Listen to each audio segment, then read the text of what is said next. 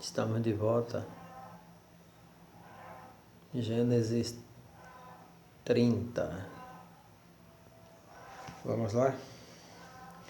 E diz assim: vendo, pois, Raquel, que não dava filhos a Jacó, teve Raquel inveja de sua irmã. A bela teve inveja da feia, da feinha, e disse a Jacó: dá-me filhos, senão morro. Para que você possa entender essa questão, eu preciso que você esteja por dentro, um pouco por dentro, do contexto cultural da época.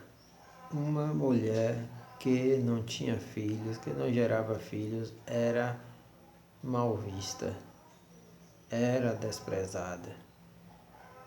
Não era considerada uma mulher abençoada por Deus. Imagine uma situação dessa. E, consequentemente, também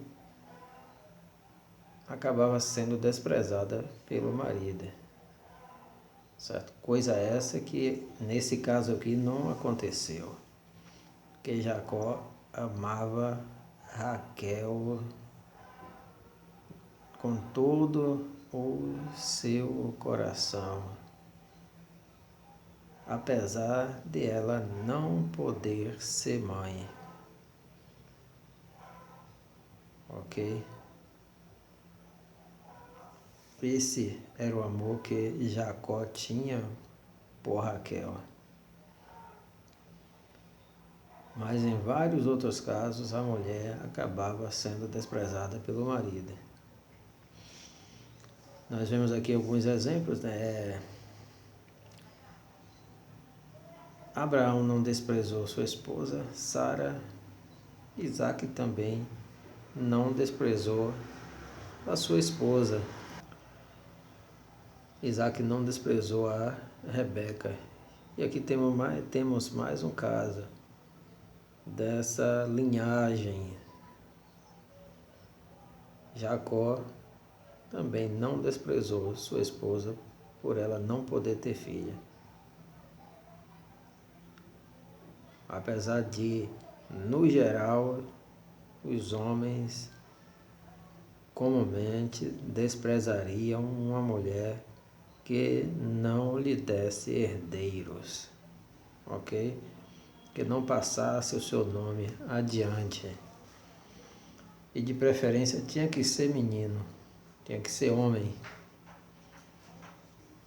ok? Então ela diz: dai-me um filho, senão morro. E ela disse: filhos, hein? Então se acendeu a ira de Jacó contra Raquel e disse: estou eu no lugar de Deus que te impediu o fruto do teu ventre?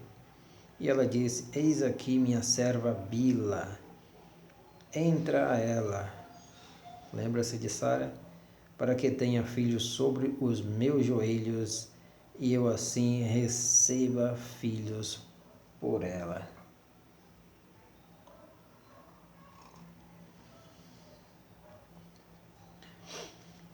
Assim lhe deu a Bila sua serva por mulher, e Jacó entrou a ela, e concebeu Bila, e deu a Jacó um filho.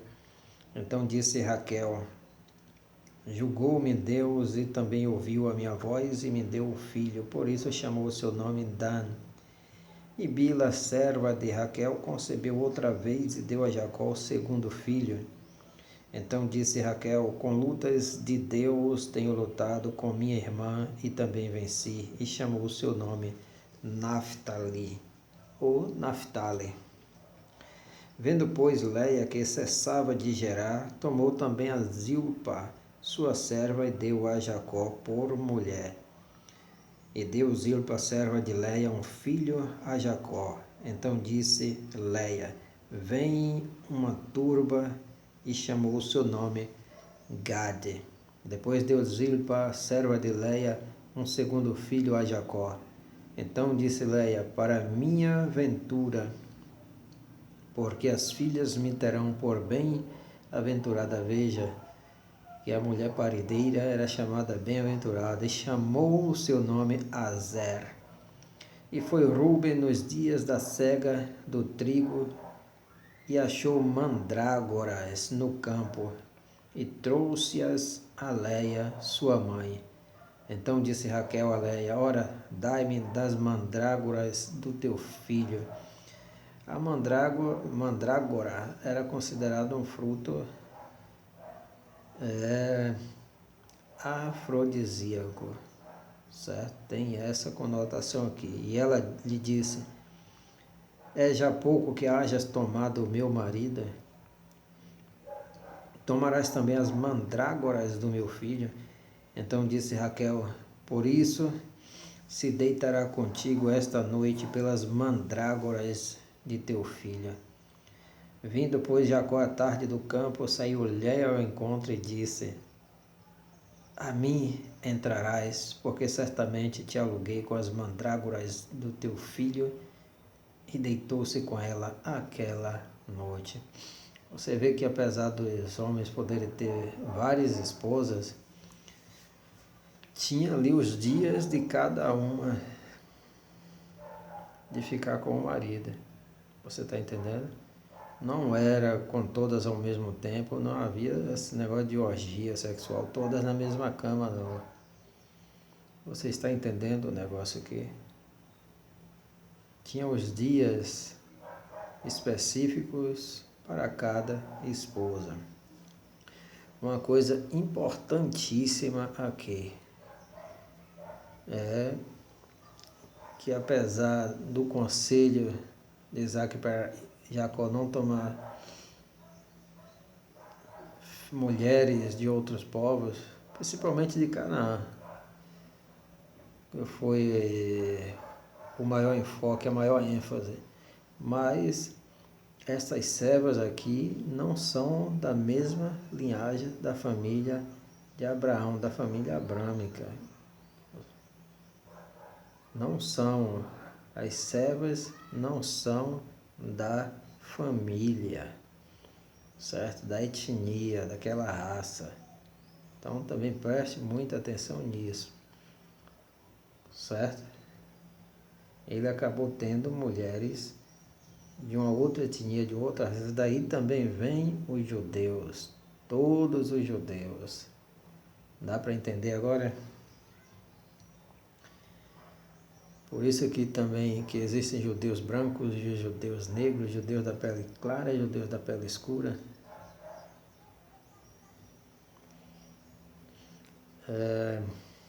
Tem um caso aí da tribo de Dan, que foi tirada da Etiópia.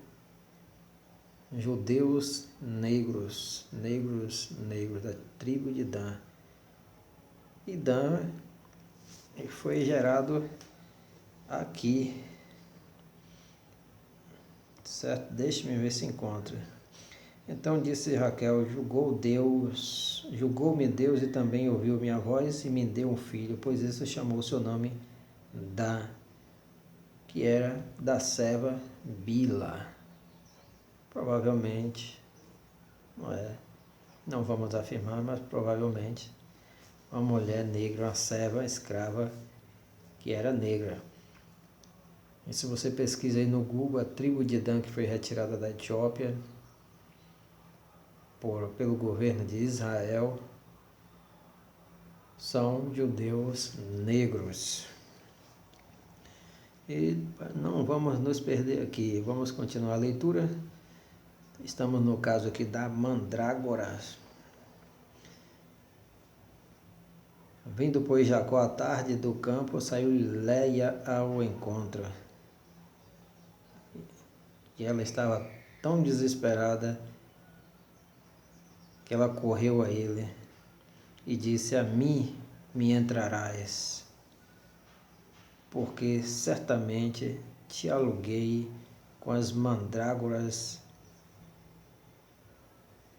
do meu filho. E deitou-se com ela aquela noite. E ouviu Deus a Léia e concebeu, e teve um quinto filho. Então disse Léia: Deus me tem dado o meu galardão, pois tenho dado minha serva ao meu marido. Chamou o seu nome Issacar. E Léia concebeu outra vez e deu a Jacó um sexto filho.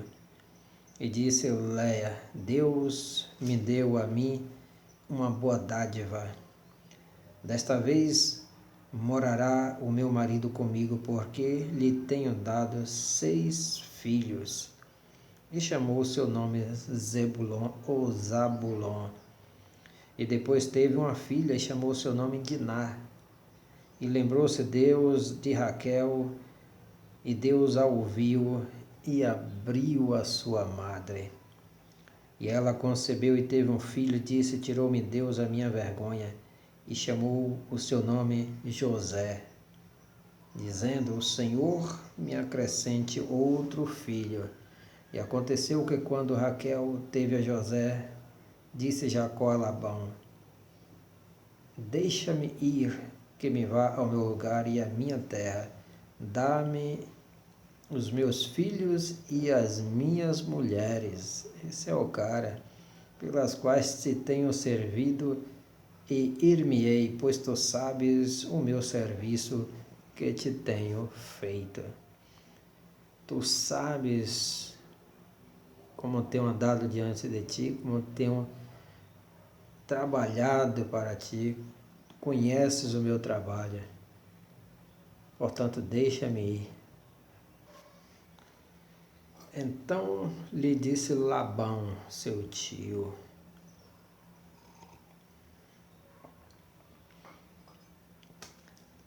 se agora tenho achado graça aos teus olhos, fica comigo. Tenho experimentado que o Senhor me abençoou por amor de ti.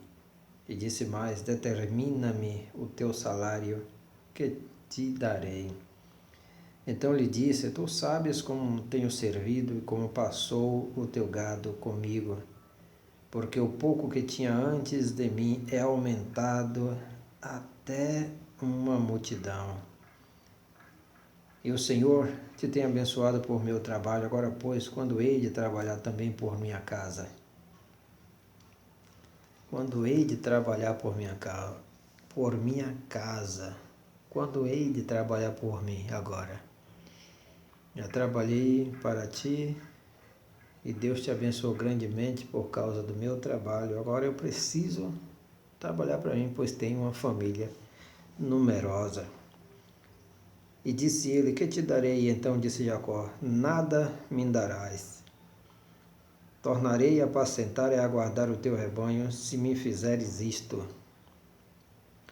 Passarei hoje por todo o teu rebanho, separando dele todos os salpicados e malhados e todos os morenos entre os cordeiros, e o que é malhado e salpicado entre as cabras, e isto será o meu salário. Vá vendo. Assim testificarás por mim a minha justiça no dia de amanhã, quando vieres e o meu salário estiver diante da tua face. Tudo o que não for salpicado e malhado entre as cabras e moreno entre os cordeiros, ser-me-á por furto. Ok? Veja bem,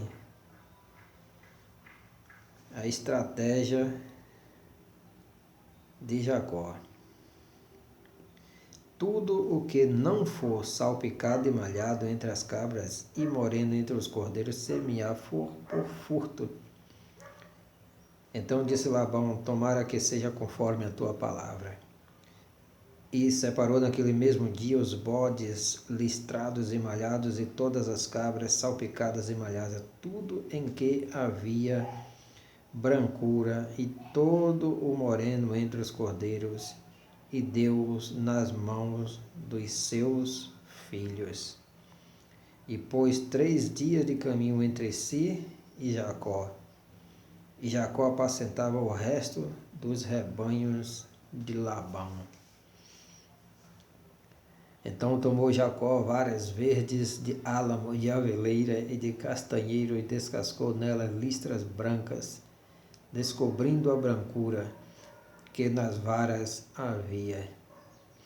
E pôs estas varas que tinha descascado em frente do rebanho, nos canos e nas pias de água, onde o rebanho vinha a beber, e conceberam vindo a beber.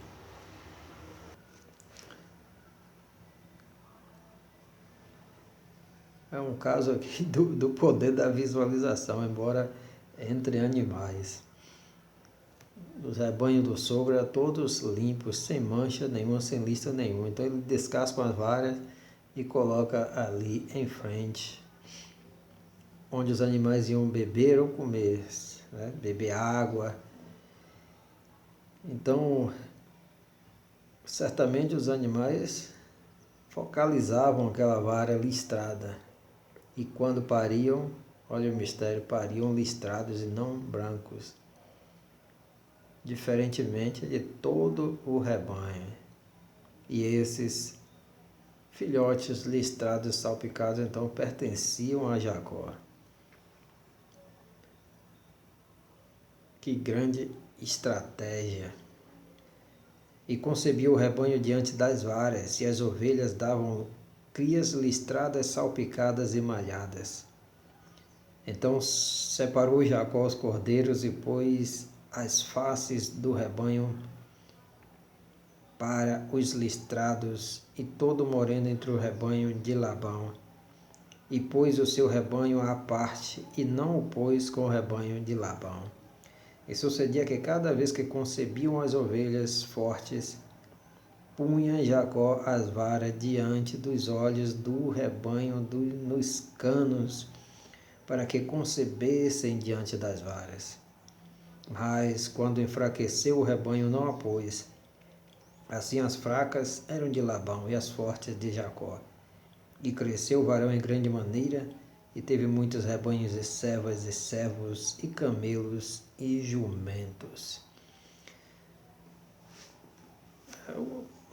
Aquele caso, né? Que às vezes a gente critica muito sobre a arte, a tática de visualizar aquilo que você quer. Que se fala muito hoje em dia e muitas pessoas criticam que é autoajuda, é isso, é aquilo. Mas quando se focaliza realmente numa determinada coisa, e você emprega ali todo o seu esforço, você acaba conseguindo. Interessante que aqui é com animais, mas Jacó também estava visualizando certas crias listradas, salpicadas. E existem muitos casos desses na Bíblia, certo? Existe um caso desse num dos livros do Antigo Testamento, muita gente não presta atenção, que trata exatamente dessa estratégia da arte do visualizar, se concentrar em determinada coisa e ali fazer uma declaração ou positiva ou negativa. Ok? Valeu, tchau, tchau. Muito obrigado. Deus abençoe. Infelizmente não dá para falar muito sobre isso, porque o nosso alvo aqui é apenas a leitura bíblica, mas é um fato que não merece passar em branco. Valeu, tchau, tchau.